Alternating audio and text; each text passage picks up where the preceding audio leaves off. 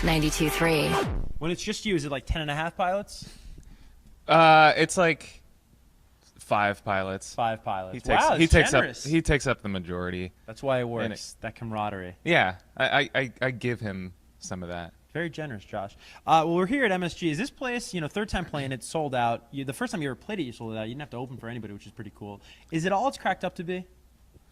It is a pretty, I mean, obviously I think the words that people use about this place would be like legendary or iconic. And I think it is.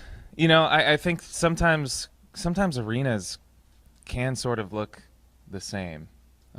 So I really enjoy kind of like looking out and looking at people more than a place.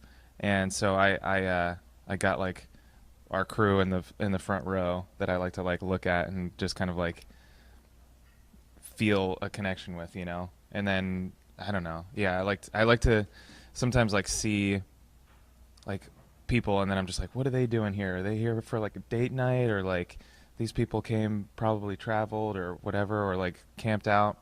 So yeah, a lot of times it's like it is kind of the crowd more than the place. And New York has always been some of the most like energetic shows that we've played. I mean, speaking of New York crowds, did you see what happened at the Uniondale date? This couple got engaged. I did see that. It's crazy. I saw that. Yeah. When you hear that, you see that article, like your music having that effect on a couple, that they want to make that moment happen at your show. What does that feel like? Well, now I hope that it works out. I hope that because then maybe neither of them will ever come to a show again if it doesn't. No, but yeah, I did see that. I saw the video online, and I was just like, oh my gosh.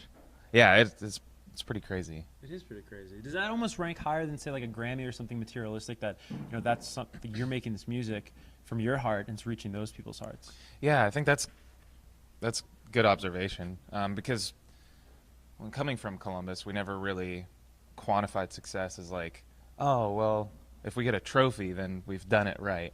Not to downplay that at all, because it's really cool, but yeah, I think the personal things that happen within somebody's life as a result of the music or whatever, I think it's just one of the coolest and craziest things. Yeah. I got to ask you about this hilarious thing that went, really viral, The Trench is Born, or A Trench is Born, this little like Gaga mashup that like really went everywhere. Whose idea was that? How did that come about? Well, yeah, it was, obviously I think opening week of an album is a crazy thing, and it was definitely that soundtrack was like kind of like right there, with us for a little bit, kind of competing for #1 record. And so I don't know, we were kind of like sitting around and kind of like thinking of what we could do to try and win.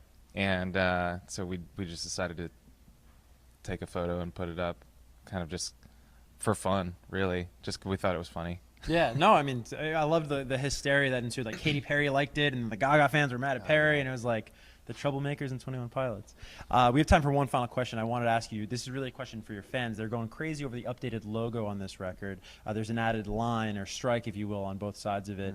I think it was Tyler that did say it, but he was saying that comes from this added sense of protection or maybe security that you guys are feeling in your life these days. What's the source of inspiration behind that? Well, yeah, I think that's a bit to do with it. Kind of, if you kind of like dive into the idea of jumpsuit on this album, that is kind of like a protection, and so that added line, 2 lines, kind of represent that protection. But also, as an artist, I think we're always trying to evolve and change, and sometimes, sometimes some of the foundation of what you've created can evolve a little bit as well. And I think near the end of our last album cycle, and moving forward, we were kind of like, I think it's time to change that a little bit again, to kind of go into this next phase of what this band is and what it looks like. And so yeah, I think it kind of felt right at that time.